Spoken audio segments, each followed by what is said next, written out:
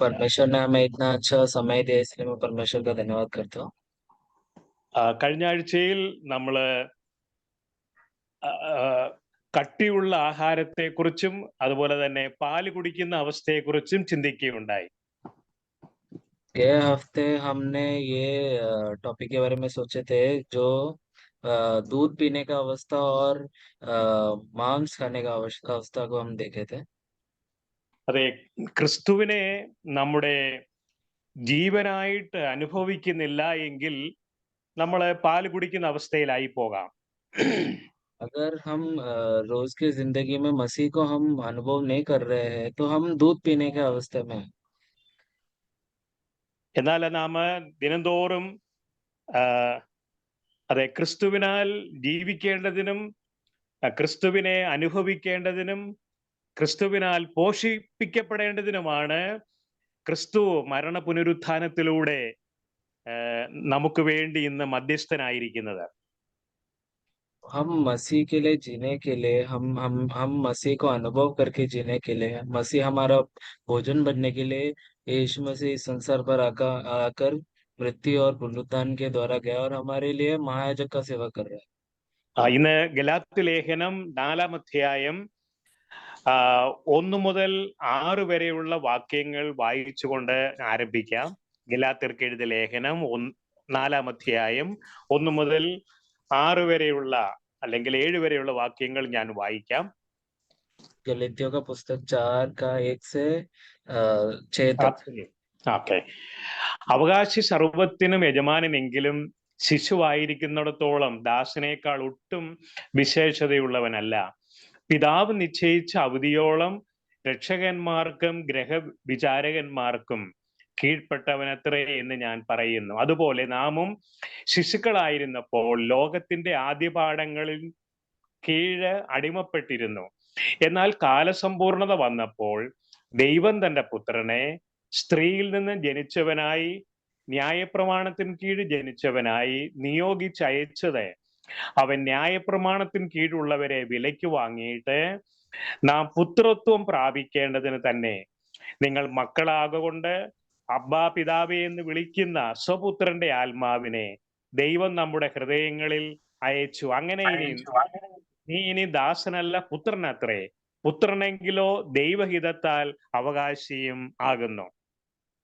കഴിഞ്ഞ ആഴ്ചയിൽ നമ്മൾ എബ്രായ ലേഖനത്തിൽ നിന്നാണ് ചിന്തിച്ചത്.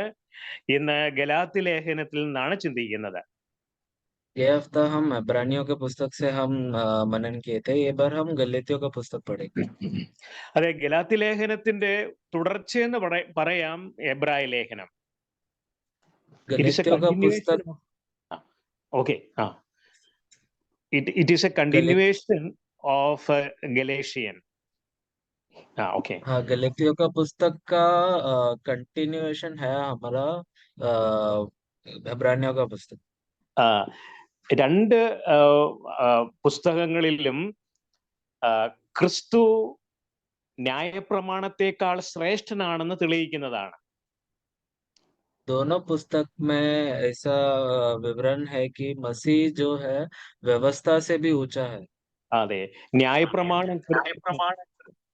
ന്യായപ്രമാണ ക്രിസ്തു നിറവേറ്റി. ഇനിയും നാം ന്യായപ്രമാണത്തിന് അധീനരല്ല, പിന്നെയോ ക്രിസ്തുവിന്റെ മരണ പുനരുത്ഥാനത്താൽ നാം ജീവൻ പ്രാപിക്കേണ്ടവരാണെന്നുള്ള വിഷയമാണ് ഗലാത്യ ലേഖനത്തിലും എബ്രായ ലേഖനത്തിലും നാം കാണുന്നത്.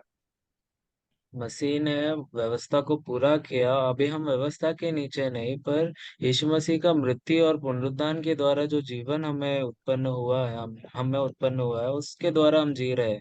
यही हम गलातियों का पुस्तक और इब्रानियों का पुस्तक में विवरण देखते हैं. അതെ, നാം കഴിഞ്ഞ ആഴ്ചയില് പാല് കുടിക്കുന്ന അവസ്ഥയും അതുപോലെ തന്നെ കട്ടിയുള്ള ആഹാരം കഴിക്കുന്ന അവസ്ഥയും ചിന്തിക്കുകയുണ്ടായി. हम गए हफ्ते अन्न खाने के विषय में और दूध पीने का अवस्था को, हम ये दो विषय को देखे थे. അതെ, ശിശുക്കളായിരിക്കുന്ന അവസ്ഥയാണ് പാല് കുടിക്കുന്ന അവസ്ഥ എന്നുള്ളത്. जो बालक है, जो छोटा बच्चा है, शिशु है, वो उसको दर्शाता है, जो दूध पीने का अवस्था. അതെ, ശൈശവാവസ്ഥയിൽ തുടരുന്ന വിശ്വാസികളുണ്ട് എന്ന് നമ്മൾ ചിന്തിക്കുകയുണ്ടായി. हम सोचे, हाँ, हमने तभी मनन किया था कि बालक जो है, जो बच्चे हैं, वो अवस्था में बहुत सारे विश्वासी लोग हैं अभी भी। എന്നാൽ ദൈവത്തിന്റെ ഹിതം നാം വളരണം, നാം ജീവനിൽ പുഷ്ടി പ്രാപിക്കണം എന്നുള്ളതാണ്. पर परमेश्वर के इच्छा में हमें बढ़ना है और उसके जीवन में हमें बढ़ोतरी पाना है, ये परमेश्वर का इच्छा है। യേശു കർത്താവ് ഇങ്ങനെ പറഞ്ഞു, ഞാൻ വന്നത് നിങ്ങൾക്ക് ജീവൻ ഉണ്ടാകുവാനും അത് സമൃദ്ധിയായിട്ടുണ്ടാകുവാനുമാണെന്ന്. यीशु मसीह ने യോഹന്നാന്റെ बोला कि मैं, സുവിശേഷം 10 അധ്യായത്തിന്റെ 10 വാക്യം. योना का सुसमाचार 8 का 10 में ऐसा लिखा है कि मैं जीवन उत्पन्न करने और समृद्धि में देने के लिए मैं आया हूँ। ആ കർത്താവായ യേശുക്രിസ്തുവിന്റെ ക്രൂശ് നമ്മെ ഭൗമികമായ കാര്യങ്ങളിൽ നിന്ന് വേർതിരിച്ച് സ്വർഗീയമായ കാര്യങ്ങളുമായി ബന്ധപ്പെടുത്തിയിരിക്കുകയാണ്. हमें परमेश्वर ने हमें इस सांसारिक चीजों से अलग कर कर हमें स्वर्गीय चीजों के साथ मिलाया है, एक അതെ, किया है। എബ്രായ ലേഖനത്തിൽ അതുകൊണ്ടാണ് ഇങ്ങനെ പറയുന്നത്, നാം സ്വർഗീയ വിളിക്ക് ഓഹരിക്കാരായുള്ളവരാണ്. എബ്രായ ലേഖനം 3:1 इसलिए അങ്ങനെ പറയും. इसलिए इब्रानियों का पुस्तक 3 का 1 में ऐसा लिखा है कि हम स्वर्गीय बुलावट से बुलाए गए। അതെ, നാം സ്വർഗവുമായി ബന്ധപ്പെട്ടവരാണ്. हम स्वर्ग से संबंध हुए लोग हैं। നിത്യതയുമായി ബന്ധപ്പെട്ടവരാണ്. हम अनंतता से हमारा संबंध है। അതുകൊണ്ടാണ് ഫിലിപ്പ് ലേഖനം 3:20 പറയുന്നത്, നാം നമ്മുടെ പൗരത്വമോ സ്വർഗീയമാണ് എന്ന്, നമ്മുടെ സ്വർഗത്തിലാണ് എന്ന് പറയുന്നു. इसीलिए फिलिपियो 3 का 20 में ऐसा लिखा है कि हमारा स्वदेश स्वर्ग पर है। അങ്ങനെയുള്ളവരാണ് ക്രിസ്തുവിന്റെ ജീവനിൽ ദിനംതോറും പുഷ്ടിപ്പെടുകയും പ്രത്യാശയുള്ളവരായി നിലകൊള്ളുകയും ചെയ്യുന്നത്. ऐसे लोग हैं प्रभु यीशु मसीह के जीवन में और भी बढ़ोतरी पाकर उसमें जीते हैं। എന്നാൽ ഗലാത്യ ലേഖനം 4 അധ്യായത്തിൽ പറയുന്നത്, ഒരുവൻ ശിശുവായിരിക്കുന്നിടത്തോളം അവന് അതെ, അവൻ അവകാശിയാണ്, സർവ്വത്തിന് യജമാനനാണെങ്കിലും പാല് കുടിക്കുന്ന അവസ്ഥയിൽ അല്ലെങ്കിൽ ശിശുവായിരിക്കുന്നിടത്തോളം ദാസനേക്കാൾ ഒട്ടും വിശേഷതയുള്ളവനല്ല. इसीलिए गलीतियों का पुस्तक 4 का 1 में ऐसा लिखा है कि वो वारिस जब तक बालक है, तो वो कोई दास से ऊंचा नहीं होगा, क्योंकि वो अभी भी दूध पीने का अवस्था में है। എന്നാൽ 5-ാം വാക്യം, ഈ അധ്യായത്തിന്റെ 5-ാം വാക്യത്തിൽ പറയുന്നത്, ദൈവം തന്റെ പുത്രനെ സ്ത്രീയിൽ നിന്നും ജനിച്ചവനായി, ന്യായപ്രമാണത്തിന് കീഴ് ജനിച്ചവനായിട്ട് നിയോഗിച്ചയച്ചത്, നമ്മെ ന്യായപ്രമാണത്തിന് കീഴിൽ നിന്ന് വിലയ്ക്ക് വാങ്ങിയിട്ട് നാം പുത്രത്വം പ്രാപിക്കണം എന്നുള്ള ഉദ്ദേശത്തോടു കൂടിയാണ്. इसीलिए 4 और 5 में हम क्या पढ़ते हैं, परंतु जब समय पूरा हुआ तो परमेश्वर ने अपना पुत्र को भेजा, जो स्त्री से जन्मा है और व्यवस्था के अधीन पर उत्पन्न हुआ, कि हम वो पुत्रत्व प्राप्त करें। ഓക്കെ, പഴയ നിയമത്തില് നമുക്കറിയാം ഇസ്ഹാക്കിന്റെ മുലകൂടി മാറിയ ഒരു കാര്യത്തെ കുറിച്ച്. हम पुराने नियम में देखते समय में इसहाक जब भी उसका दूध पीने का अवस्था खत्म हुआ तभी ഉൽപ്പത്തി പുസ്തകം 21-ാം അധ്യായത്തിന്റെ 8 മുതലുള്ള വാക്യങ്ങൾ ഞാൻ നിങ്ങൾക്കായിട്ട് വായിക്കുന്നു. ഇങ്ങനെയാണ്, പൈതൽ വളർന്നു उत्पत्ति മുലകുടി മാറി, ഇസഹാക്കിന്റെ മുലകുടി മാറിയ നാളിൽ അബ്രഹാം ഒരു വിരുന്ന് കഴിച്ചു. മിസ്രൈമ്യ ദാസി ഹാഗാർ അബ്രഹാമിന് പ്രസവിച്ച മകൻ പരിഹാസി എന്ന് സാറ കണ്ട് അബ്രഹാമിനോട്, ഈ ദാസിയെയും മകനെയും പുറത്താക്കി കളക, ഈ ദാസിയുടെ മകൻ എന്റെ മകൻ ഇസഹാക്കിനോട് കൂടെ അവകാശിയാകരുത് എന്ന് പറഞ്ഞു. उत्पत्ति 21 का 8 से 10 हम देखते हैं। उधर ഓക്കെ, इसहाक का दूध छुड़ाने के समय में अब्राहम ने एक बड़ा एक फीस्ट रखा। അതെ, ഇതേ കാര്യം തന്നെ നമ്മൾ ഗലാത്യ ലേഖനത്തിലും വായിക്കുന്നുണ്ട്. यही हम गलतियों का पुस्तक में भी देखते हैं। അത്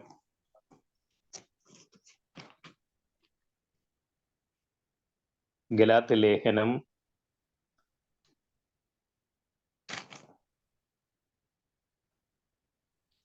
ഗലാത്യ ലേഖനം അതെ, നമ്മൾ 4-ാം അധ്യായത്തിലാണല്ലോ തുടങ്ങിയത്. 4-ാം അധ്യായത്തിന്റെ 21 മുതലുള്ള വാക്യങ്ങളിലും ഈ കാര്യം തന്നെ പറയുന്നുണ്ട്. गलतियों 4 का 21 से हम पढ़ते समय में उसमें उधर भी यही विषय में हम देखते हैं। അത് അതിന്റെ 23-ാം വാക്യത്തിൽ പറയുന്നുണ്ട്, ഇതൊരു സാദൃശ്യമാകുന്നു എന്ന്. 23वां वचन में ऐसा लिखा है कि वो एक दृष्टांत है। പക്ഷെ ഒരു കാര്യം അന്ന് സംഭവിച്ചു. അതിങ്ങനെയാണ്, ആം, ആ, ദാസി പ്രസവിച്ചവൻ സ്വതന്ത്ര പ്രസവിച്ചവനെ ഉപദ്രവിച്ചു എന്നൊരു കാര്യം. उधर हम 23 में हम देखते हैं कि जब भी 29-ാം വാക്യത്തിലാണ് അതുള്ളത്. എന്നാൽ അന്ന് ജഡപ്രകാരം ജനിച്ചവൻ ആത്മപ്രകാരം ജനിച്ചവനെ ഉപദ്രവിച്ചതുപോലെ ഇന്നും കാണുന്നു. तो 29 में हम पढ़ते हैं, और जैसा उस समय शरीर के अनुसार जन्मा हुआ आत्मा के अनुसार जन्मे हुए को सताता था। അതായത് ഇസ്മയിൽ ഇസഹാക്കിനെ ഉപദ്രവിച്ചിരുന്നു എന്നാണ് മനസ്സിലാകുന്നത്. इसमें हम क्या समझते हैं कि इस्माइल जो है वो इसहाक को सताता था। എന്നാൽ ഇസ്മായിലിന്റെ മുലകുടി മാറി അന്ന് മുതലാണ് ആ, ഇസഹാക്കിന്റെ മുലകുടി മാറി അന്ന് മുതലാണ് ഇസ്മായിലിനെ പുറത്താക്കണമെന്നുള്ള ചിന്താഗതി ഭവനത്തിൽ ഉളവായത്. जब भी इसहाक का दूध छुड़ाने का समय आ गया, तभी उधर वो घराने में एक सोच आया कि जो दासी है और उसका पुत्र को बाहर निकालना है। ഓക്കെ, 30-ാം വാക്യം, തിരുവെഴുത്തോ എന്ത് പറയുന്നു? ദാസിയെയും മകനെയും പുറത്താക്കി കളക, ദാസിയുടെ മകൻ സ്വതന്ത്രയുടെ മകനോടുകൂടെ അവകാശിയാകയില്ല. तो 30वां वचन में हम देखते हैं, दासी और उसके पुत्र को निकाल दे, क्योंकि दासी का पुत्र स्वतंत्र स्त्री के पुत्र के साथ अ, उत्तराधिकारी नहीं होगा। ഇതുപോലെ നാം ഇവിടെ ചിന്തിച്ച കാര്യം ഒരു സാദൃശ്യമാണ്. इधर हम जैसे सोचे, ये एक दृष्टांत है। ഇവിടെ രണ്ട് കാര്യങ്ങൾ, ഒന്ന് പാല് കുടിക്കുന്ന അവസ്ഥയും മറ്റൊന്ന് പുത്രത്വത്തില് എത്തിയ അവസ്ഥയും. दो अवस्थाओं को देखते हैं हम, एक दूध पीने वाला अवस्था और एक जो उत्तराधिकारी होने वाला अवस्था। അതെ, അതെ, ഒരു ദൈവപൈതൽ പാല് കുടിക്കുന്ന അവസ്ഥയുണ്ട്. അതിൽ പുരോഗമിക്കുമ്പോഴാണ് അവൻ പോഷിപ്പിക്കപ്പെട്ട് അവനെ പുത്രത്വത്തിലേക്ക് എത്തിച്ചേരുന്നത്. उसका ये हम विश्वासियों के जीवन में देखें तो वो उसका एक दूध पीने वाला एक अवस्था है, पर वो उसमें जीवन में बढ़ने के बाद, बढ़ोतरी पाने के बाद वो एक पुत्रत्व के अधिकार में आ रहा है। അതെ, എന്നാൽ നാം ദിനംതോറും ക്രിസ്തുവിനെ നമ്മുടെ ജീവനായിട്ട് നമ്മുടെ എല്ലാമായി അനുഭവിക്കുന്നതിലൂടെയാണ് നാം ജീവനിൽ അല്ലെങ്കിൽ ആത്മീയ ജീവിതത്തില് ഉന്നതിയിലേക്ക് നയിക്കപ്പെടുന്നത്. अगर हम वो अवस्था में हम देखें तो हमारे जीवन में, पर यीशु मसीह के जीवन में हम बढ़ोतरी पाने के बाद, बढ़ोतरी पाएंगे तो ही हम वो जीवन में और भी बलवंत होकर वो अधिकार में प्रवेश करेंगे। അതെ, അപ്പോൾ തന്നെ ഒരു ദൈവപൈതലിനെ ശൈശാവസ്ഥയിൽ തന്നെ ഒതുക്കി നിർത്താൻ വേണ്ടതെല്ലാം സാത്താനും ലോകത്ത് ചെയ്തു വെച്ചിട്ടുണ്ട്. तो शैतान ने संसार में ऐसा तैयारी करके रखा है कि ये जो विश्वासी है उसको वो बढ़ोतरी ना पाए, उसमें वो बढ़ोतरी में रुक जाए, वो अवस्था शैतान ने करके रखा है। നാം ഈ വിഷയത്തില് ബോധവാന്മാരായിരിക്കേണ്ടതുണ്ട്. ये विषय में इसीलिए हमें बोध्य में आना है। അതെ, ഈ കാര്യം വേദപുസ്തകത്തിലും നമുക്ക് കാണാം, ചരിത്രത്തിലും നമുക്ക് കാണാൻ കഴിയുന്നുണ്ട്. ये चीजें हम वचन में, शास्त्र में भी हम देखते हैं, और इतिहास में भी हम देखते हैं। അതെ, ഒരു ഉദാഹരണം വേദപുസ്തകത്തിൽ നിന്ന് ഇപ്രകാരമാണ്. അതായത് യോഹന്നാൻ സ്നാപകനെ കുറിച്ച് നമുക്ക് ചിന്തിക്കാം. हम यूहन्ना बपतिस्मा देने वाले के विषय में हम सोचते हैं। അതെ, യോഹന്നാൻ സ്നാപകന് അറിയാമായിരുന്നു. ആ, യോഹന്നാൻ സ്നാപകൻ സ്നാനപ്പെടുത്തിയ യേശു അവനാണ് ക്രിസ്തു എന്നറിയാമായിരുന്നു. यूहन्ना बपतिस्मा देने वाले को पता था कि जो मसीह को उसने बपतिस्मा दिया, वो जो ये यीशु को जिसको उसने बपतिस्मा दिया वही मसीह है करके वो जानता था। എന്നാൽ മത്തായിയുടെ സുവിശേഷം 11-ാം അധ്യായത്തിലാണ് നാം കാണുന്നത്, യോഹന്നാൻ കാരാഗൃഹത്തിൽ ആയിരുന്നപ്പോൾ യോഹന്നാന് സംശയമായി, വാസ്തവമായിട്ട് ഈ യേശു തന്നെയാണോ ക്രിസ്തുവെന്ന്. ഞങ്ങൾ മറ്റൊരുത്തനെ കാത്തിരിക്കണമോ എന്ന് 2-3 വാക്യത്തിൽ വായിക്കുമ്പോൾ നമുക്ക് കാണാൻ കഴിയുന്നുണ്ട്. हम मत्ती 11 का 2 और 3 में हम पढ़ते समय में तभी यूहन्ना को उधर शक आ रहा है कि यही मसीह है क्या? ഓക്കെ, 2-3 വാക്യങ്ങൾ. മത്തായിയുടെ സുവിശേഷം 11-ാം അധ്യായം ഇങ്ങനെയാണ്: യോഹന്നാൻ കാരാഗ്രഹത്തിൽ വെച്ച് ക്രിസ്തുവിന്റെ പ്രവൃത്തികളെ കുറിച്ച് കേട്ടിട്ട് തന്റെ ശിഷ്യന്മാരെ അയച്ചു, വരുവാനുള്ളവൻ നീയോ, ഞങ്ങൾ മറ്റൊരുവനെ കാത്തിരിക്കയോ എന്ന് അവർ മുഖാന്തരം അവനോട് ചോദിച്ചു. तो मत्ती 11 का 2 और 3 हम पढ़ते समय में उसमें लिखा है, यूहन्ना ने बंदीगृह में मसीह के कामों का समाचार सुनकर अपने चेलों से उससे यह पूछने भेजा कि क्या आने वाला तू ही है या हम दूसरे की बाट जोए? അതെ, സ്ത്രീകളിൽ നിന്ന് ജനിച്ചവരിൽ ഏറ്റവും ഉന്നതനാണ്, ഏറ്റവും വലിയവനാണ് യോഹന്നാൻ സ്നാപകൻ. स्त्रियों से जन्मा हुए में से यूहन्ना बपतिस्मा देने वाला एकदम ऊंचा है, उत्तम അതെ, है। അതെ, ക്രിസ്തുവിന് വഴി ഒരുക്കുന്ന ജോലിയായിരുന്നു യോഹന്നാൻ ഉണ്ടായിരുന്നത്.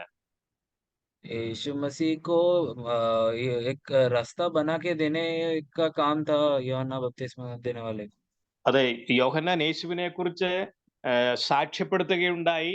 മത്തായിയുടെ സുവിശേഷം 3-ാം അധ്യായത്തിന്റെ 11-ാം വാക്യത്തിൽ ഇങ്ങനെയാണ്: എന്റെ പിന്നാലെ വരുന്നവനോ എന്നേക്കാൾ ബലവാനാകുന്നു, അവന്റെ ചെരിപ്പ് ചുമപ്പാൻ ഞാൻ മതിയായവനല്ല, അവൻ നിങ്ങളെ പരിശുദ്ധാത്മാവിലും തീയിലും സ്നാനമേൽപ്പിക്കും. ഇങ്ങനെ യോഹന്നാൻ യേശുവിനെ കുറിച്ച് തന്നെ സാക്ഷ്യം പറഞ്ഞതാണ്. तो यूहन्ना ने यीशु मसीह के बारे में क्या गवाही दिया? वो मत्ती 3 का 11 में कि परंतु जो मेरे बाद आने वाला है वह मुझसे शक्तिशाली है, मैं उसकी जूती उठाने के योग्य नहीं हूँ, वह तुम्हें पवित्र आत्मा से बपतिस्मा देगा। ये सब यूहन्ना ने गवाही दिया था। ആ, എന്നാൽ യേശു കർത്താവ് രംഗപ്രവേശം ചെയ്തിട്ടും യോഹന്നാൻ തന്റെ ശുശ്രൂഷ തുടർന്നുകൊണ്ടേ ഇരുന്നത് കൊണ്ടാണ് ദൈവം യോഹന്നാനെ കാരാഗ്രഹത്തിലാക്കിയത്. यीशु मसीह आने के बाद भी यूहन्ना ने अपना सेविकाई कंटिन्यू किया, इसीलिए परमेश्वर ने वो अलाउ किया, परमेश्वर ने उसे वो बंदीगृह में डाल दिया। അതെ, ഇതുപോലെ ഒരു ഒരു കാര്യം ഒരു ദൈവവൈതലിന്റെ ജീവിതത്തിലും സംഭവിക്കാം. ऐसा कार्य एक परमेश्वर के बच्चे के जीवन में भी हो सकता है। അതെ, ക്രിസ്തുവിനാൽ പോഷിപ്പിക്കപ്പെടേണ്ടതിന് പകരം, ക്രിസ്തുവിന്റെ ജീവനിൽ മുന്നേറേണ്ടതിന് പകരം ഭൗതിക കാര്യങ്ങളില് അവന്റെ ദൃഷ്ടി പതിഞ്ഞു പോകുന്ന അവസ്ഥയുണ്ടായേക്കാം. मसीह के जीवन में बढ़ने के बजाय अगर इस संसार के चीजों के पीछे या फिर संसार में वो बढ़ रहा है, तो वैसा वो अवस्था एक विश्वासी के जीवन में आ सकता है। അതെ, നമുക്ക് തന്നെ അറിയാം, പല ക്രിസ്തീയ സംഘടനകളും ഭൗതിക അനുഗ്രഹത്തിന് വേണ്ടിയാണ് കർത്താവിൽ വിശ്വസിക്കുന്നത്, കർത്താവിനോട് പ്രാർത്ഥിക്കുന്നത്.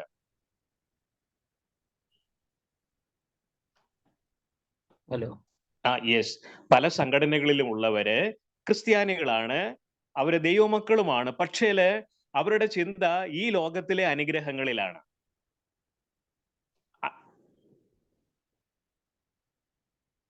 കേൾക്കുന്നുണ്ടോ? കേൾക്കുന്നുണ്ടോ? यस यस, हम देखते हैं कि बहुत से संगठन दुनिया में, बहुत से मसीह के नाम के संगठनाएं हैं जो मसीह के नाम पे चल तो रहा है, विश्वास ये करके बोल तो रहे हैं, लेकिन वो लोग तभी भी संसार की बातों के पीछे ही पड़े हैं. അതെ, വലിയ വീടുണ്ടാകുന്നതും വലിയ കൂടിയ ശമ്പളമുള്ള ജോലി കിട്ടുന്നതും ഇങ്ങനെയുള്ള ഭൗതിക കാര്യങ്ങളാണ് അനുഗ്രഹമായിട്ട് അവർ ചിന്തിക്കുന്നത്. तो उनको बड़ा घर मिलेगा, बड़ा मकान मिलेगा, बड़ा नौकरी मिलेगा, विदेश में जाएंगे, ज्यादा पगार मिलेगा। ये सब बातों का संसार का आशीष को या संसार में बढ़ोतरी उन्नति मिलने का बातों को आशीष बनाकर वो लोग जी रहे। അതെ, അവർ വിശ്വാസികളാണ്, അവർ വീണ്ടും ജനിച്ചവരാണെങ്കിലും അവർ അപ്പോഴും തന്നെ ശൈശവാവസ്ഥയിലാണ്, അവര് പാല് കുടിക്കുന്നവരാണ്. तो वो लोग विश्वासी तो है, नया जन्म तो पाए हैं, फिर भी वो लोग के अंदर बचपना अवस्था है, दूध पीने का ही अवस्था है। അതെ, ഈ അവസ്ഥയിൽ നിന്ന് വിടുവിക്കപ്പെടണമെന്നാണ് ദൈവം നമ്മെക്കുറിച്ച് ആഗ്രഹിക്കുന്നത്. और परमेश्वर का यही आग्रह है कि हम सबको ये बचपना से निकलकर बचपन को बातों को छोड़कर बढ़ोतरी पाना है। അതെ, അതായത് നാം സ്വർഗീയന്മാരാണെന്ന് ഞാൻ നേരത്തെ പറയുകയുണ്ടായല്ലോ. जैसा मैंने पहला बताया था कि हम सब स्वर्गीय है करके। അതെ, ക്രിസ്തുവിന്റെ ക്രൂശ് നമ്മെ ലോകത്തു നിന്ന് വിടുവിച്ചിരിക്കുകയാണ്. क्योंकि मसीह के क्रूस ने हमें संसार से हमें अलग करके आजाद किया है। അതെ, ഗലാത്യ ലേഖനം 6-ാം അധ്യായത്തിലുണ്ട് ഇങ്ങനെ ഒരു വാക്യമുണ്ട്. പൗലോസ് പറയുകയാണ്, എനിക്കോ നമ്മുടെ കർത്താവായ യേശു ക്രിസ്തുവിന്റെ ക്രൂശിലല്ലാതെ പ്രശംസിപ്പാൻ ഇടവരരുത്. जैसा हम लोग गलातियों का पुस्तक 4 का 14 में हम पढ़ते हैं कि पौलुस कहता है कि मुझे इस दुनिया में मतलब मसीह के क्रूस के अलावा और कोई बात पर घमंड नहीं करना। അതെ, 6:14 6 का 14 में हम पढ़ते हैं। ഞാൻ വായിച്ചു കേൾപ്പിക്കുക. എനിക്കോ നമ്മുടെ കർത്താവായ യേശുക്രിസ്തുവിന്റെ ക്രൂശിലല്ലാതെ പ്രശംസിപ്പാൻ ഇടവരരുത്. അവനാൽ ലോകം എനിക്കും ഞാൻ ലോകത്തിനും ക്രൂശിക്കപ്പെട്ടിരിക്കുന്നു. എത്ര ശ്രേഷ്ഠമാണ് ക്രിസ്തുവിന്റെ ക്രൂശ്! നമ്മെ ഭൗമികമായതും ലൗകികമായതുമായ കാര്യങ്ങളിൽ നിന്നും വിടുവിച്ച് നമ്മളെ സ്വർഗീയന്മാരാക്കി മാറ്റിയിരിക്കുകയാണ്. तो कितना आशीषित बात है कि प्रभु का क्रूस ने हमें संसार की बातों से, शारीरिक बातों से छुटकारा दिलाकर स्वर्गीय बातों में हमें रखा है। നമ്മൾ സ്വർഗീയ വിളിക്ക് ഓഹരിക്കാരായിട്ടുള്ളവരാണ്. क्योंकि हम लोग स्वर्ग के लिए बुलाए हुए भागी लोग हैं। സ്വർഗീയ പൗരത്വമുള്ളവരാണ്. हमारा नागरिकता स्वर्ग का है। അതെ, സ്വർഗീയ കാര്യങ്ങൾ അന്വേഷിക്കാൻ വേണ്ടിയാണ് നമ്മെ ദൈവം വേർപെടുത്തിയിരിക്കുന്നത്. और हमें स्वर्ग की बातों को मन लगाने के लिए प्रभु ने हमें अलग किया है। അതെ, കൊലോസി ലേഖനത്തില് അങ്ങനെ പറഞ്ഞിട്ടുണ്ട്. കൊലോസി ലേഖനം 3-ാം അധ്യായത്തിന്റെ 2-ാം വാക്യത്തില് ഭൂമിയിലുള്ളതല്ല ഉയരത്തിലുള്ളത് തന്നെ ചിന്തിപ്പീൻ. നിങ്ങൾ മരിച്ച് നിങ്ങളുടെ ജീവൻ ക്രിസ്തുവിനോട് കൂടെ ദൈവത്തിൽ മറഞ്ഞിരിക്കുന്നു. നമ്മുടെ ജീവനായ ക്രിസ്തു വെളിപ്പെടുമ്പോൾ നിങ്ങളും അവനോടുകൂടെ തേജസ്സിൽ വെളിപ്പെടും. कुलुस्सी का पुस्तक 3 में हम पढ़ते हैं वाक्य 2 से कि पृथ्वी पर नहीं परंतु स्वर्गीय वस्तुओं पर तुम ध्यान लगाना, क्योंकि तुम तो मर गए हो और तुम्हारा जीवन मसीह के साथ परमेश्वर में छुपाया हुआ है। वाक्य 4, जब मसीह जो हमारा जीवन है प्रकट होगा तब तुम भी उसके साथ मसीह के साथ हम प्रकट किए जाएंगे। അതെ, ദൈവം നമ്മെ സ്വർഗീയന്മാരാക്കി വെച്ചിരിക്കുമ്പോൾ നമ്മുടെ ചിന്ത ഭൗമികമായ കാര്യങ്ങളിൽ ആയി പോകുന്നുവെങ്കിൽ നമ്മൾ ശിശുക്കളെ പോലെയാണ്. तो हमें स्वर्गीय बातों में हमें स्थानों में रखा है और हमारा मन स्वर्गीय बातों में है करके बोलने के बाद फिर से अगर हम लोग भूमि की बातों में, पृथ्वी की बातों पे मन लगा रहे हैं तो उसका मतलब हम लोग अभी भी बचपना का अवस्था में है। ഓക്കെ, പത്രോസ് ലേഖനം എഴുതുമ്പോൾ ഇക്കാര്യം പറയുന്നുണ്ട്. 1 പത്രോസിന്റെ ലേഖനം 1-ാം അധ്യായത്തിൽ അതിന്റെ 6-ാം വാക്യത്തിൽ ഇങ്ങനെ പറയുന്നുണ്ട്, അതിൽ നിങ്ങൾ ഇപ്പോൾ അല്പനേരത്തേക്ക് നാനാ പരീക്ഷകളാൽ ദുഃഖിച്ചിരിക്കേണ്ടി വന്നാലും ആനന്ദിക്കുന്നു. അഴിഞ്ഞു പോകുന്നതും തീയിൽ ശോധന കഴിക്കുന്നതുമായ പൊന്നിനേക്കാൾ നിങ്ങളുടെ വിശ്വാസത്തിന്റെ പരിശോധന വിലയേറിയതെന്ന് യേശുക്രിസ്തുവിന്റെ പ്രത്യക്ഷതയിൽ പുകഴ്ചയ്ക്കും തേജസ്സിനും മാനത്തിനുമായി കാണുവാൻ അങ്ങനെ ഇടവരും എന്ന് വായിക്കുന്നു. मत्ती का पुस्तक 1 का 6 और 7 पढ़े। सॉरी, पहला पत्रोस 1 का 6 और 7। और इस कारण तुम मगन होते हो, यद्यपि अवश्य है कि आप कुछ दिन तक नाना प्रकार की परीक्षा के कारण उदास हो, और यह इसलिए है कि तुम्हारा परखा हुआ विश्वास, जो आग से ताए हुए नाशवान सोने से भी कहीं अधिक बहुमूल्य है, यीशु मसीह के प्रकट होने पर प्रशंसा और महिमा और आदर का कारण ठहरे। അപ്പോൾ ദൈവജനം അവര് സ്വർഗീയന്മാരാണ്. എന്നാൽ ഭൗമികമായ കാര്യങ്ങളില് നമ്മെ എങ്ങനെ ബന്ധിച്ചിടാൻ അല്ലെങ്കിൽ അതിൽ ആകർഷിക്കുന്നവരാക്കി മാറ്റാൻ സാത്താനാവുന്നത്ര ശ്രമിക്കും. तो हम लोग को तो स्वर्गीय के लिए, स्वर्ग के लिए बुलाया है और नजर स्वर्ग के लिए होना चाहिए, लेकिन शैतान में इतना सामर्थ्य है और वो ऐसा चाल चलता है कि वो हमें भूमि की ओर आकर्षण करता है. അതെ, നമുക്ക് പരിചയമുള്ള ഒരു കാര്യമാണ്. ദൈവപുത്രനെ പോലും അവൻ ഈ ലോകത്തിലെ സകലതും കാണിച്ച് അവൻ സാത്താനെ നമസ്കരിക്കാനായിട്ട് ദൈവപുത്രനെ പ്രേരിപ്പിച്ചു. हम जानते हैं कि यीशु जब इस दुनिया में आया तो तब शैतान यीशु को भी, जो परमेश्वर का पुत्र है, उसको भी संसार का मोह दिखाकर गिराने का कोशिश किया. അതെ, മത്തായിയുടെ സുവിശേഷം 4-ാം അധ്യായത്തിന്റെ 8-ാം വാക്യം ഞാൻ വായിച്ചു കേൾപ്പിക്കാം. ഇങ്ങനെയാണ്, പിന്നെ പിശാച് അവനെ ഏറ്റവും ഉയർന്ന ഒരു മലമേൽ കൂട്ടിക്കൊണ്ടുപോയി ലോകത്തിലുള്ള സകല രാജ്യങ്ങളെയും അവയുടെ മഹത്വത്തെയും കാണിച്ച് വീണെന്നെ നമസ്കരിച്ചാൽ ഇതൊക്കെ നിനക്ക് തരാം എന്ന് അവനോട് പറഞ്ഞു. हम 4-8 और 9 में पढ़ते हैं कि शैतान ने उसको ऊंचा चोटी में लेकर जाकर जगत का सारा राज्य और उसका वैभव दिखाया और कहा कि यदि तू मुझको झुककर प्रणाम करेगा तो ये सब मैं तुझे दूंगा. ഓക്കെ, നമ്മൾ ചിന്തിച്ചത് ഇങ്ങനെയാണ്, നമ്മളെ സ്വർഗീയന്മാരായി ദൈവം വിളിച്ചുവെങ്കിലും നാം ശൈശവാവസ്ഥയിൽ തന്നെ നമ്മെ നിലനിർത്താൻ സാത്താൻ ശ്രമിക്കുമെന്ന് ചിന്തിക്കുകയുണ്ടായി. और जैसा मैंने बताया और हमने मनन किया था कि भले हम लोग स्वर्ग के लिए बुलाया गया हो, परंतु शैतान पूरा कोशिश करता है कि हमें आकर्षण करके संसार में दबाकर मोह में डालकर हम लोग अभी भी बचपना का अवस्था में रहकर बच्चे ही रहे, बड़े ना. ഇനി ഇത് ചരിത്രത്തിലും എന്ന് വെച്ചാൽ സഭാ ചരിത്രത്തിലും നമുക്ക് കണ്ടു പഠിക്കാനായിട്ട് ഉദാഹരണമുണ്ട്.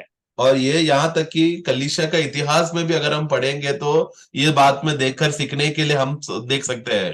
അതെ, നമുക്കറിയാം കോൺസ്റ്റന്റൈന്റെ കാലമായപ്പോൾ, അതായത് യേശു കർത്താവിന്റെ പുനരുത്ഥാനത്തിന് ശേഷം ഏതാണ്ട് 300 വർഷമായപ്പോഴേക്കും സഭ പൂർണ്ണമായിട്ടും വേറൊരു മതമായി മാറി.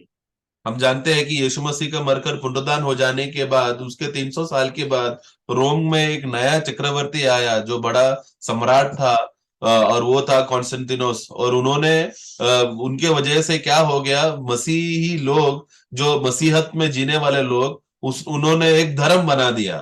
അതെ, അതിൽ നിന്നുമാണ് മാർട്ടിൻ ലൂഥറിലൂടെയാണ് അതെ പ്രൊട്ടസ്റ്റന്റ് അല്ലെങ്കിൽ അതെ വിശ്വാസത്താലുള്ള നീതീകരണത്തിൽ വിശ്വസിച്ച് ഒരു കൂട്ടം ജനം വേർപെട്ടത്. और उसके बाद था 1000 साल के बाद हम देखते हैं कि मार्टिन लूथर के समय में वहां पर इस रीति से उनको वचन का प्रकाश मिलने की वजह से कि विश्वास से ही हमारा नया जन्म होता है बोलकर वो इस तरीके का कैथोलिक सिस्टम से बाहर आया. എന്നാൽ നമുക്ക് അവിടെ ഒരു കാര്യം, സാത്താൻ വീണ്ടും ഇങ്ങനെ വിശ്വാസത്താൽ നീതീകരിക്കപ്പെട്ട വിശ്വാസം മുറുകെ പിടിച്ച വിശ്വാസികളെ പിന്നിലേക്ക് കൊണ്ടുപോകാൻ സാത്താൻ പ്രവർത്തിച്ചു.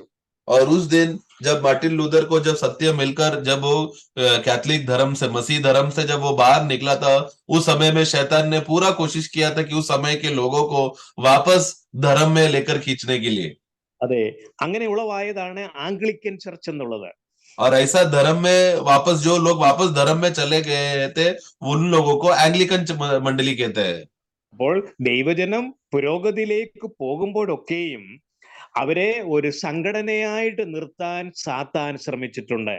तो यानी कि प्रभु के लोग जब भी उन्नति पाकर आगे की ओर बढ़ने के लिए सयाना होने का अवस्था में चलते रहते समय में शैतान तुरंत आकर उन्हें खींचकर वापस पीछे गिराकर वापस बचपना का अवस्था में लेकर आता है. അതെ, ദൈവജനം ഈ രീതിയിൽ മുന്നേറിയതായിട്ട് ചരിത്രം നമുക്ക് കാണിച്ചു തരുന്നുണ്ട്.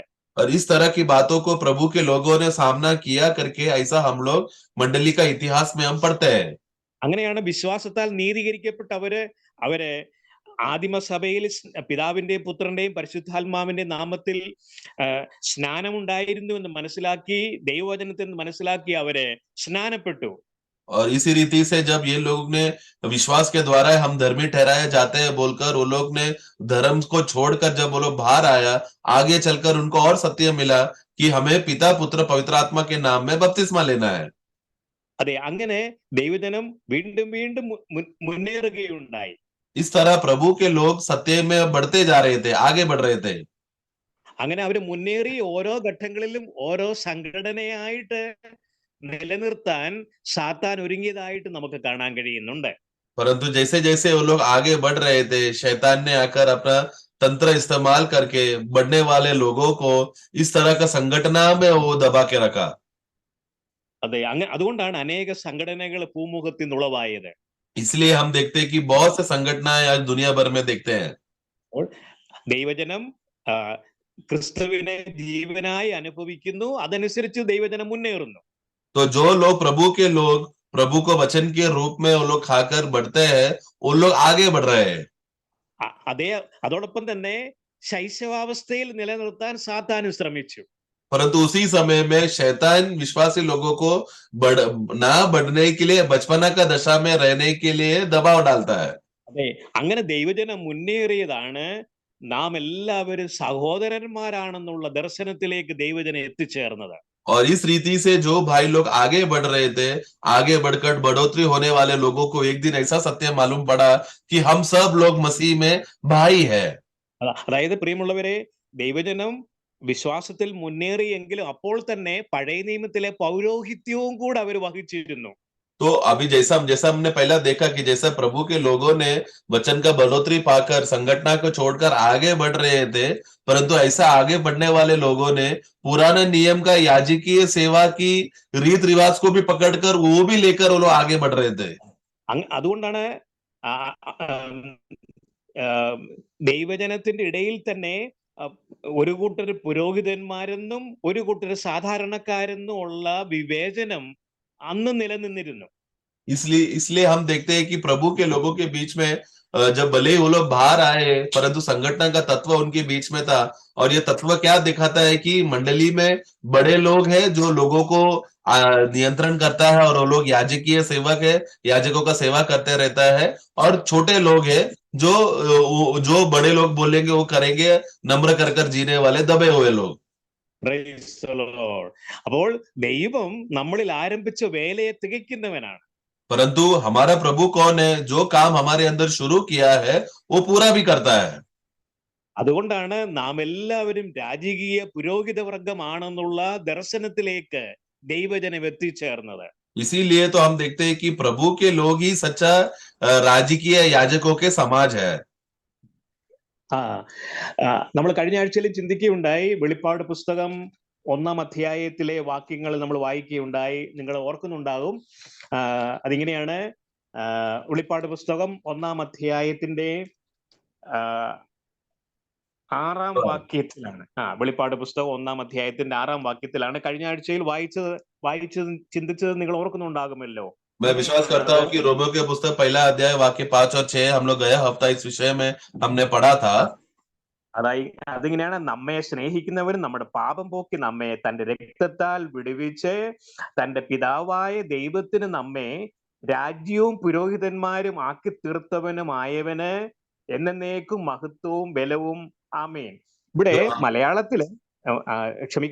മലയാളത്തിലെ രാജ്യം എന്നുള്ള പ്രയോഗമാണെങ്കിലും ഇംഗ്ലീഷിൽ ഇങ്ങനെയാണ്, and hath made us kings and priest and God എന്നാണ്. അതായത് നമ്മെ രാജാക്കന്മാരും പുരോഹിതന്മാരും ആക്കി വെച്ചു എന്നാണ്.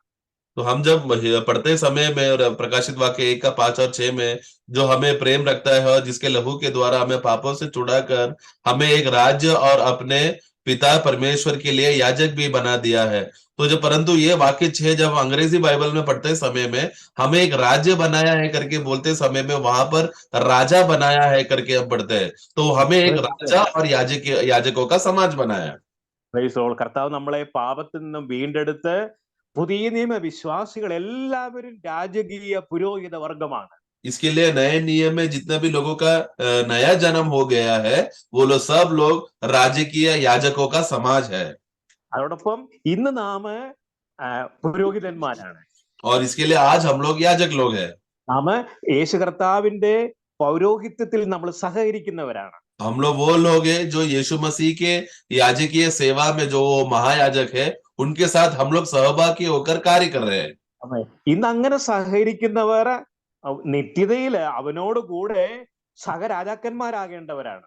और यानी कि क्या बोला, आज जो प्रभु के साथ जो हमारा महायाजक है, विश्वासी लोग विश्वास करके सहयाजक के पद में रहकर सेवा करता है, प्रभु के साथ जो रहता है याजकीय की सेवा में, वही लोग आगे चलकर प्रभु के साथ राजा बनते हैं।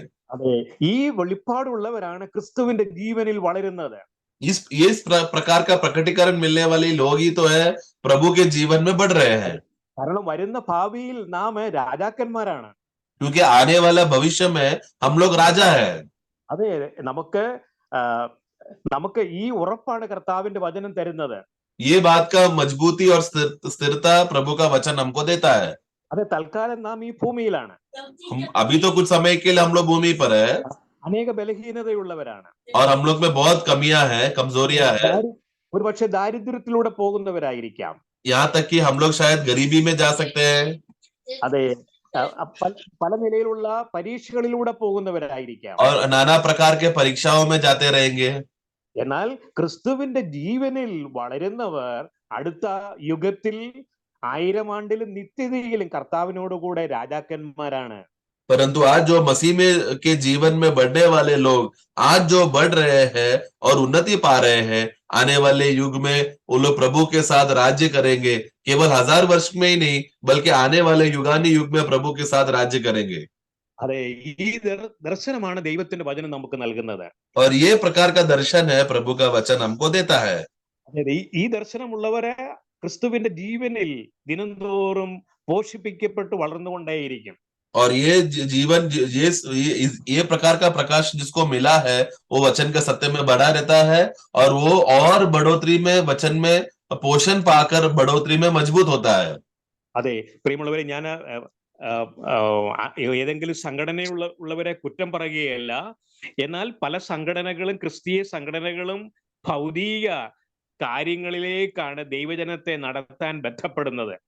मुझे क्षमा करना जब मैं शब्द इस्तेमाल करते समय में ऐसा नहीं समझना कि मैं अन्य संगठनों का गलतियां निकाल रहा हूं.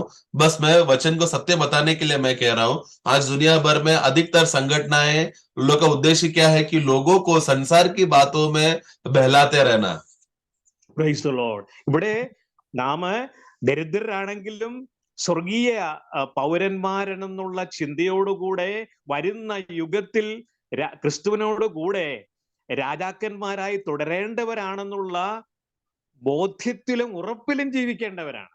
परंतु हम लोग कौन है, सच्चा विश्वासी कौन है, जो भले ही इस दुनिया में जीते समय में शायद दरिद्रता का अवस्था आ सकता है, गरीबी का अवस्था आ सकता है, परंतु हम वो लोग हैं आने वाले युग में प्रभु के साथ युगानी युग राजा बनकर और प्रभु के साथ रहकर आनंद और खुशी में हम जिएंगे. इस प्रकार का आशा में हमें जीना चाहिए. പൗലോസ് കൊരിന്ത്യർക്ക് ലേഖനം എഴുതുമ്പോൾ ഇങ്ങനെയുള്ളവരെ ധൈര്യപ്പെടുത്തുന്ന വാക്യങ്ങള് പറയുന്നുണ്ട്. 2 കൊരിന്ത്യ ലേഖനം 4-ാം അധ്യായത്തിൽ. दूसरा कोरिन्थिय अध्याय 4 में पौलुस वहां पर कोरिन्थिय मंडली को, लोगों को, के विश्वासियों को प्रोत्साहन करता है. 2 കൊരിന്ത്യ ലേഖനം 4-ാം അധ്യായത്തിന്റെ 8-ാം വാക്യം മുതൽ ഞാൻ വായിക്കുന്നു. ഇങ്ങനെയാണ്: ഞങ്ങൾ സകല വിധത്തിലും കഷ്ടം സഹിക്കുന്നവരെങ്കിലും ഇടുങ്ങിയിരിക്കുന്നില്ല, ബുദ്ധിമുട്ടുന്നവരെങ്കിലും നിരാശപ്പെടുന്നില്ല, ഉപദ്രവം അനുഭവിക്കുന്നവരെങ്കിലും ഉപേക്ഷിക്കപ്പെടുന്നില്ല, വീണ് കിടക്കുന്നവരെങ്കിലും നശിച്ചു പോകുന്നില്ല. യേശുവിന്റെ ജീവൻ ഞങ്ങളുടെ ശരീരത്തിൽ വെളിപ്പെടേണ്ടതിന് യേശുവിന്റെ മരണം ശരീരത്തിൽ എപ്പോഴും വഹിക്കുന്നു. ഞങ്ങളുടെ മർത്യ ശരീരത്തിൽ യേശുവിന്റെ ജീവൻ വെളിപ്പെടേണ്ടതിന് ജീവിച്ചിരിക്കുന്ന ഞങ്ങൾ എല്ലായ്പ്പോഴും യേശു നിമിത്തം മരണത്തിൽ ഏൽപ്പിക്കപ്പെടുന്നു. അങ്ങനെ ഞങ്ങളിൽ മരണവും നിങ്ങളിൽ ജീവനും വ്യാപരിക്കുന്നു. 12-ാം വാക്യം വരെ. 4 का 8 से 12 तक हमने पढ़ा. ഓക്കെ, ഇവിടെ ഒരു ദൈവപൈതല് ഈ ലോകത്തിലായിരിക്കുമ്പോൾ അവന് വരുന്ന ഭാവിയിൽ രാജാവായി തീരേണ്ടവനാണെങ്കിലും ഇപ്പോൾ താൽക്കാലികമായി ചില പ്രതിസന്ധിയിലൂടെ അവൻ കടന്നുപോയെന്ന് വരാമെന്നാണ് കൊരിന്ത്യ ലേഖനത്തിൽ നാം വായിക്കുന്നത്. तो अभी हम जानते हैं कि विश्वासी लोग आगे चलकर राजा प्रभु के साथ सह राजा बनकर राज्य करेंगे, वो सत्य तो है. परंतु अभी हमने 2 कोरिन्थिय 4 में हमने पढ़ा था कि तो दुनिया में, भूमि में रहते समय में थोड़े समय में क्लेश और संकट से हमें जाना पड़ेगा. ഓക്കെ, ഈ വാക്യവുമായി ബന്ധപ്പെട്ട് ഇനി നമ്മുടെ ഒരു ദൈവപൈതലെ ജീവനിൽ പുരോഗമിക്കുന്നവന് ഒരു ഉത്തരവാദിത്വം കൂടെയുണ്ട്. इसके लिए ये वचन के अनुसार प्रभु के लोग जो प्रभु के वचन के द्वारा उन्नति पा रहे, बढ़ोतरी पा रहे, उनको एक जिम्मेदारी भी है. ഓക്കെ, എല്ലാ ബന്ധങ്ങൾക്കും രണ്ട് വശങ്ങളുണ്ട്. പ്രിവിലേജസ് ആൻഡ് റെസ്പോൺസിബിലിറ്റി, അല്ലെങ്കിൽ ചില പദവികളും ഉണ്ട്, ഉത്തരവാദിത്വങ്ങളും ഉണ്ട്. तो प्रभु ने हमको बातों पे जब रखते समय में वो उन्होंने कुछ बातों का बढ़ोतरी में कुछ जिम्मेदारियां भी दिया है और कुछ भाग्य की बातें भी दिया है. അതെ, ഒരു വീട്ടിലെ ഭാര്യയ്ക്ക് ഒരു പദവിയുണ്ട്. അവള് ഭർത്താവിന്റെ സമ്പത്തിന്റെ എല്ലാം ഓഹരിക്കാരിയാണ്. हम जानते हैं कि एक घर में जब पत्नी क्या है कि वो पति का जो भी धन है उसका उसका सारा अधिकार उसमें है. എന്നാൽ ഭർത്താവിനെ സ്നേഹിക്കുകയും ഭർത്താവിന് കീഴ്പ്പെട്ടിരിക്കുകയും ഭർത്താവിനെ സേവിക്കുകയും ചെയ്യേണ്ട ഒരു കടമ ഈ ഭാര്യയ്ക്കുണ്ട്. परंतु ये पत्नी को एक जिम्मेदारी और जवाबदारी इस बात पर है कि वो हमेशा वो पत्नी अपना पति का सेवा करे, आज्ञाकारिता में और अधीनता में रहे. അതെ, നമ്മെ കർത്താവ് പാപത്തിൽ നിന്ന് വിടുവിച്ച് നമ്മളെ സ്വർഗീയന്മാരാക്കി വെച്ചിരിക്കുകയാണ്. तो प्रभु ने हमसे पाप से छुटकारा तो दिलाकर हमें अंधकार से छुड़ाकर हमें स्वर्गीय स्थानों में रखा है. അതെ, നമുക്കൊരു ഉത്തരവാദിത്വമുണ്ട്. इसलिए हमें भी एक जवाबदारी है. അത് എങ്ങനെ നിറവേറ്റാം? और उसको हम कैसा पूरा करेंगे? അതായത് ഈ പാല് കുടിക്കുന്ന അവസ്ഥയിൽ ഉള്ളവരോട് നമ്മൾ കരുണ കാണിക്കേണ്ടവരാണ്. क्योंकि जो दूध पीने वाले लोगों को, विश्वासी लोग जो कमजोर है, उनके ऊपर दया दिखाना है. അത് എങ്ങനെ നടപ്പിലാക്കാം? और वो कैसा हो सकता है? ഒരു ഉദാഹരണത്തിലൂടെ അത് തെളിയിക്കാം. एक उदाहरण से मैं बताना चाहता हूँ. അപ്പോസ്തല പ്രവർത്തികൾ 18-ാം അധ്യായം, प्रेरितों का कार्य 18 अध्याय അതിന്റെ 24 മുതൽ 26 വരെയുള്ള വാക്യങ്ങൾ ഞാൻ വായിച്ച് കേൾപ്പിക്കാം. 24 से 26 तक. അപ്പോസ്തല പ്രവർത്തികൾ 18-ാം അധ്യായം 24 മുതൽ 26 വരെയുള്ള വാക്യങ്ങൾ. അലക്സാന്ദ്രിയക്കാരനായി വാഗ്വൈഭവവും തിരുവെഴുത്തുകളിൽ സാമർഥ്യവുമുള്ള അപ്പൊല്ലോസ് എന്ന് പേരുള്ള ഒരു യഹൂദൻ എഫെസോസിലെത്തി. അവൻ കർത്താവിന്റെ മാർഗത്തിൽ ഉപദേശം ലഭിച്ചവനായിരുന്നു. യോഹന്നാന്റെ സ്നാനത്തെക്കുറിച്ച് മാത്രം അറിഞ്ഞിരുന്നുവെങ്കിലും ആത്മാവിൽ എരിവുള്ളവനാകയാൽ അവൻ യേശുവിന്റെ വസ്തുത സൂക്ഷ്മമായി പ്രസ്താവിക്കുകയും ഉപദേശിക്കുകയും ചെയ്തു. അവൻ പള്ളിയിൽ പ്രാഗൽഭ്യത്തോടെ പ്രസംഗിച്ചു തുടങ്ങി. അക്വിലാസും പ്രിസ്കില്ലയും അവന്റെ പ്രസംഗം കേട്ടാറെ അവനെ ചേർത്തുകൊണ്ട് ദൈവത്തിന്റെ മാർഗം അധികം സ്പഷ്ടമായി അവനെ തെളിയിച്ചു കൊടുത്തു. നിങ്ങൾ കേട്ടല്ലോ ഈ ഭാഗം? Yes, yes. അതെ, അതായത് കർത്താവിനെ കുറിച്ച് അറിഞ്ഞ ഒരുവനായിരുന്നു ഈ അപ്പൊല്ലോസ്. तो हम यहाँ पर अपोल्लोस के बारे में हमने पढ़ा. ये अपोल्लोस कौन है? प्रभु के बारे में अच्छी रीति वो जानता था प्रभु के बारे में. പക്ഷേ ഇവന്റെ പ്രസംഗം എന്താണ്? യോഹന്നാന്റെ സ്നാനത്തെ കുറിച്ചാണ്. परंतु इसका प्रचार जब वो करते समय में वो किस बात तक था? सिर्फ യോഹन्ना, केवल യോഹन्ना के बपतिस्मा तक की बातों को ही वो जानता था और वहीं तक प्रचार करता था. അവന്റെ പ്രസംഗത്തിൽ ക്രിസ്തുവിന്റെ ക്രൂശ് മരണത്തിനും പുനരുത്ഥാനത്തിനും വരുവാനുള്ള രാജ്യത്തിലുള്ള പദവികളെ കുറിച്ച് ഒന്നും യാതൊരു ബോധവുമില്ലായിരുന്നു. मतलब इनको यीशु मसीह का जो मृत्यु, पुनरुत्थान, स्वर्गारोहण होना और भविष्य में विश्वासियों को राज्य के अधिकार मिलना, युगानुयुग प्रभु के साथ रहना, इस बात का प्रकाश उसको नहीं था. എന്നാൽ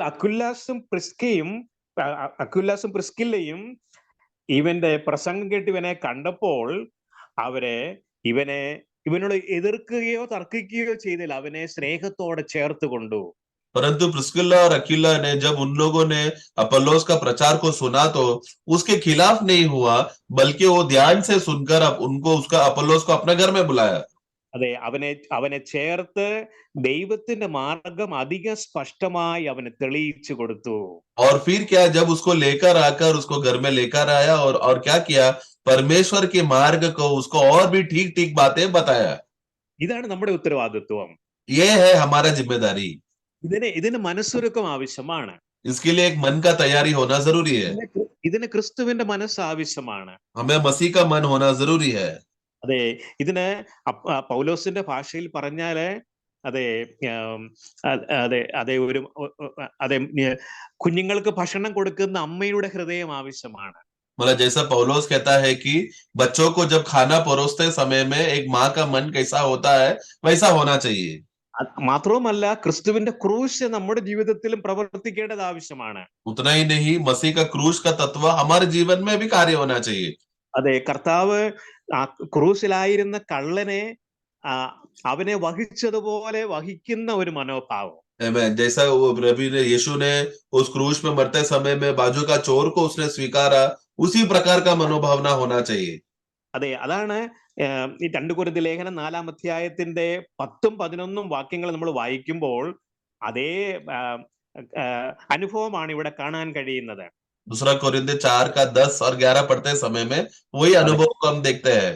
11ാം വാക്യം വിശേഷിച്ച് ഇങ്ങനെയാണ്: ഞങ്ങളുടെ മർത്യ ശരീരത്തിൽ യേശുവിന്റെ ജീവൻ വെളിപ്പെടേണ്ടതിന് ജീവിച്ചിരിക്കുന്ന ഞങ്ങൾ എല്ലായ്പ്പോഴും യേശു നിമിത്തം മരണത്തിൽ ഏൽപ്പിക്കപ്പെടുന്നു. അങ്ങനെ ഞങ്ങളിൽ മരണവും നിങ്ങളിൽ ജീവനും വ്യാപരിക്കുന്നു. पढ़ना दूसरा कोरिन्थियर 4 का 11-12. क्योंकि हम जीते जी सर्वदा यीशु के कारण मृत्यु के हाथ में सौंपे जाते हैं, कि यीशु का जीवन भी हमारे मरणहार शरीर में प्रकट हो। सो मृत्यु तो हम पर प्रभाव डालती है और जीवन तुम पर. ഓക്കെ, അനേകര് നമ്മൾ ചിന്തിക്കുന്നത് പോലെ ശൈശവാവസ്ഥയില് പാല് കുടിക്കുന്ന അവസ്ഥയിൽ കഴിയുന്ന വിശ്വാസികൾ ലോകത്തുണ്ട്. क्योंकि हम जानते हैं दुनिया में बहुत से ऐसे विश्वासी हैं जो अभी भी दूध पीने का अवस्था में है. അപ്പൊല്ലോസിനെ പോലുള്ളവരുണ്ട്. अपोलोस समान विश्वासियां है. അതെ, ക്രൂസിലെ കള്ളനെ പോലുള്ളവരുണ്ട്. क्रूस में जैसा चोर था वैसा है. അതെ, കർത്താവിന്റെ മനസ്സോടെയാണ് നാം ഇങ്ങനെയുള്ളവരെ സമീപിക്കേണ്ടത്. परंतु हम लोग जब इनके पास आते समय में मसीह का मन लेकर जाना चाहिए. അതെ, നമുക്ക് ചിലതെല്ലാം അറിയാമെന്നും നമ്മള് വളരെ വിശേഷതയുള്ളവരെന്നുള്ള മനോഭാവത്തോടെയല്ല. मतलब हमको कुछ वचन ज्यादा मालूम है, मसीह का ज्यादा गहराई मालूम है बोलकर अपने आप को खास नहीं समझना. അതെ, അവരെ വഹിക്കുന്ന അതെ അതെ പഴയ നിയമത്തിലെ മഹാപുരോഹിതൻ ഇസ്രായേൽ മക്കളെ മുഴുവനും ഹൃദയത്തിൽ അവർ മാറിൽ വഹിച്ചിരുന്നു എന്ന് നമ്മൾ കാണുന്നുണ്ട്. जैसा हम लोग पुराने नियम में पढ़ते हैं कि महायाजक हमेशा इस्राएल के लोगों को अपने सीने में वो संभालता था. അതുപോലെ നമ്മുടെ കർത്താവ് നമ്മയും വഹിച്ചുകൊണ്ടാണ് പിതാവിന്റെ സന്നിധിയിലുള്ളത്. उसी रीति से प्रभु यीशु मसीह भी महायाजक रहकर हम सबको वो लेकर पिता परमेश्वर की उपस्थिति में है. അതുകൊണ്ടാണ് നമ്മുടെ ബലഹീനതകളിൽ അവൻ സഹതാപം കാണിക്കുന്നത്. इसीलिए तो वो हमारे कमजोरियों पर वो हमें समझता है. അതെ, നാം അവനോട് കൂടെ സഹ പുരോഹിതന്മാരാണ്. और हम उनके साथ सहयाजक लोग हैं. നാം മറ്റുള്ളവരെ കാണുമ്പോഴാണ് ക്രൂസ് നമ്മിൽ പ്രവർത്തിക്കുവാൻ നമ്മെ തന്നെ വിധേയപ്പെടുത്തേണ്ടത്. जब हम दूसरों को देखते समय में क्रूस हमारे अंदर पहला कार्य करने के लिए समर्पण करना है. യേശുവിന്റെ ജീവൻ വെളിപ്പെടേണ്ടതിന് ജീവിച്ചിരിക്കുന്ന ഞങ്ങൾ എല്ലായ്പ്പോഴും യേശു നിമിത്തം മരണത്തിൽ ഏൽപ്പിക്കപ്പെടുന്നു. ताकि यीशु मसीह का जीवन तुम में प्रकट होने के लिए मसीह का मृत्यु का प्रभाव को हम सह रहे हैं. Praise the Lord. കർത്താവിന്റെ ക്രൂശീകരണത്തിന് നേതൃത്വം കൊടുത്ത ഒരു ശതാധിപൻ ഉണ്ടായിരുന്നു. प्रभु का इस रीति का बातों को समझने के लिए आया हुआ एक अधिकारी व्यक्ति था, जिसने उसका कार्य को देखा था. കർത്താവിനെ ക്രൂശിച്ചതിന് നേതൃത്വം കൊടുത്ത ശതാധിപൻ. मतलब वो व्यक्ति था जो प्रभु को क्रूस में चढ़ाने के लिए अधिकार दिया था. वो क्रूस में यीशु, वो अधिकारी था यीशु को क्रूस में टंगाया. അതെ, മറ്റുള്ളവരെ ക്രൂസിൽ തറയ്ക്കുകയും അതെ അതിന് നേതൃത്വം കൊടുക്കുകയും ചെയ്യുന്ന ഒരു മനുഷ്യനായിരുന്നു. मतलब ये एक ऐसा अधिकारी है जहां उस समय में जब भी क्रूस में का विधि जब डाला जाता था, यही व्यक्ति था लोगों को आज्ञा देकर, अपना सेनाओं को आज्ञा देकर लोगों को क्रूस में टंगाने का आज्ञा देता था. അതെ, നമുക്കറിയാം അങ്ങനെയുള്ള മനുഷ്യൻ വളരെ ഉള്ളങ്ങളിൽ വളരെ ക്രൂരനായിരിക്കും, അല്ലെങ്കിൽ വളരെ ഹൃദയകാഠിന്യമുള്ളവനായിരിക്കും. तो इन लोगों का खासियत क्या है? इतना लोगों को क्रूस में डाल के देखने की वजह से हृदय सौभाग्य रीति से कठोर रहता है. അതെ, മറ്റുള്ളവരെ അതെ കൊല്ലുന്ന ജോലിയാണ് അവനുള്ളത്. क्योंकि उसका काम क्या है? दूसरा लोगों को हत्या करना. जो गुनहगार तक आया था उनके ऊपर मृत्यु का दंड डालना या हत्या करने का काम था ये अधिकारी का. വളരെ ക്രൂരമായിട്ട് തന്നെ കൊല്ലുന്ന ജോലിയാണ്. मतलब ये बहुत ही ये काम ही ऐसा है कि पूरा कठोरता से और क्रूरता है उसमें. എന്നാൽ ക്രിസ്തുവിന്റെ മരണം അവൻ കണ്ടപ്പോൾ അവൻ ഒരു കാര്യം അവൻ ഏറ്റുപറഞ്ഞു. നമുക്ക് വായിക്കാം. അത് ലൂക്കോസിന്റെ സുവിശേഷം 23-ാം അധ്യായത്തിന്റെ 44 മുതലുള്ള വാക്യങ്ങൾ, 44 മുതൽ 47 വരെയുള്ള വാക്യങ്ങൾ ഞാൻ വായിക്കാം. ഏകദേശം 6-ാം മണി നേരമായപ്പോൾ സൂര്യൻ ഇരുണ്ടു പോയിട്ട് 9-ാം മണി വരെ ദേശത്തൊക്കെയും അന്ധകാരമുണ്ടായി. ദൈവമന്ദിരത്തിലെ തിരശ്ശീല നടുവേ ചീന്തിപ്പോയി. യേശു അത്യുച്ചത്തിൽ പിതാവേ, ഞാൻ എൻ്റെ ആത്മാവിനെ തൃക്കൈയിൽ ഏൽപ്പിക്കുന്നു എന്ന് നിലവിളിച്ചു പറഞ്ഞു. ഇത് പറഞ്ഞിട്ട് പ്രാണനെ വിട്ടു. ഈ സംഭവിച്ചത് ശതാധിപൻ കണ്ടിട്ട് ഈ മനുഷ്യൻ വാസ്തവമായി നീതിമാനായിരുന്നു എന്ന് പറഞ്ഞ് ദൈവത്തെ മഹത്വപ്പെടുത്തി. लूका का पुस्तक 23वां अध्याय 44 से 47 हम पढ़ते हैं। वहां पर सूबेदार ने जब यीशु का मृत्यु को देखा, वो कहता है कि जो कुछ हुआ 47 में कि जो कुछ हुआ देखकर परमेश्वर का बड़ाई किया और कहा कि सचमुच ये जो मनुष्य मरा वो एक धर्मी था। അപ്പോൾ ഇത്രയും ക്രൂരനായിരുന്ന ദുഷ്ടഹൃദയമുള്ള കഠിനഹൃദയനായ മനുഷ്യനെ രൂപാന്തരപ്പെടുത്തുന്നതായിരുന്നു ക്രിസ്തുവിന്റെ ക്രൂശ്. तो प्रभु का क्रूस का खासियत क्या है कि ये सूबेदार जिसका हृदय इतना कठोर है, मन इतना क्रूरता का काम करने वाला व्यक्ति, जब उसने क्रूस में प्रभु का कार्य को देखा तो उसका मन भी सौम्य हो गया। ലോകത്തിൽ പാല് കുടിക്കുന്നവരും പാപികളുമായിട്ടുള്ളവരോട് ഇടപെടുമ്പോൾ നമുക്കും ഈ മനോഭാവം ധരിക്കാം. इसके लिए जब भी हम लोगों के संसार के लोगों के साथ जो मुठभेड़ करते समय में, खास रीति से पापी लोग जिनको वचन नहीं मालूम और दूध पीने वाले विश्वासियों के साथ जब उनके साथ भी मुठभेड़ करते समय में मसीह का एक क्रूस को हम लोग स्वीकार कर उसी मनोभावना में दोनों प्रकार के लोगों को हम सेवा करें। അതെ, 2 കൊരിന്ത്യർ ലേഖനം 4-ാം അധ്യായത്തിന്റെ 11-ാം വാക്യത്തിലെ അനുഭവം നമ്മുടെ ജീവിതത്തിൽ ഉണ്ടായാൽ അതിനൊരു പരിണിത ഫലമുണ്ട്. तो दूसरा कोरिन्थी 4 का 11 में जैसा पढ़ा, मसीह का ये अनुभव अगर हमारे अंदर रहा ताकि दूसरों को मसीह का जीवन का प्रभाव मिल सके, इस रीति का अनुभव रहा तो उसको एक अच्छा फल परिणाम मिलेगा। അത് അതിന്റെ ഫലമാണ്, അതിന്റെ പരിണിത ഫലമാണ്, അതിന്റെ റിസൾട്ട് ആണ് 12-ാം വാക്യത്തിൽ കാണുന്നത്. അങ്ങനെ ഞങ്ങളിൽ മരണവും നിങ്ങളിൽ ജീവനും വ്യാപരിക്കുന്നു. तो उसका परिणाम क्या होगा कि हम में तो मृत्यु रहेगा पर उसका प्रभाव में होने की वजह से तुमको जीवन मिलेगा। അതെ, ക്രിസ്തുവിന്റെ മരണം എപ്രകാരമാ ശതാധിപനിൽ ജീവൻ വ്യാപരിപ്പിക്കാൻ കാരണമായി തീർന്നുവോ, അതേ ശുശ്രൂഷയാണ് ഇത് നാം തുടരേണ്ടത്. जिस रीति से यीशु मसीह का मृत्यु को जब वो देकर वो मृत्यु क्रूस को मृत्यु का कार्य सूबेदार को जीवन का कारण बनने का कारण मिला, उसी रीति से हम जब दूसरों को बांटते समय में मसीह का जीवन बांटने का प्रभाव होने के लिए हमारे अंदर क्रूस का कार्य होना जरूरी है। ദൈവം നമ്മെ അതിന് സഹായിക്കട്ടെ. इस विषय के लिए प्रभु हम सबको सहायता करे। ഓക്കെ, സമയമായതുകൊണ്ട് ഞാൻ ഇവിടെ നിർത്തുന്നു. प्रेज द लॉर्ड, सबको आशीषित करे। Praise the Lord. എല്ലാവരെയും